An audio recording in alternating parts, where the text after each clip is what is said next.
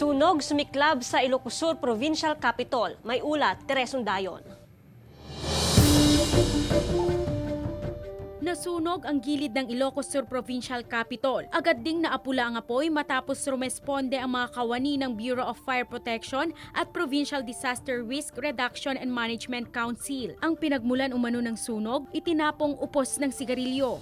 Yung CCTV at doon, nakita natin na may personnel doon ng Provincial Capitol na naninigarilyo. Hindi na nagpaunlak pa ng pahayag ang mga nakuhanan ng CCTV na naninigarilyo. Ganoon din ang pamunuan ng Provincial Capitol. Ngunit ayon sa BFP, nagpapasalamat ang pamunuan ng Provincial Capitol dahil sa mabilis na responde. Dahilan para hindi na kumalat pa ang apoy sa ibang bahagi ng Kapitolyo. Marami umanong kable na malapit sa nasunog na mga karton. Pero dati, ma'am, kasi yung nakalagay lang doon, mga cartons, pile ng cartons na parang basura. Kasama si Norman Raca. Teresong Dayon, Balitang Amyanan.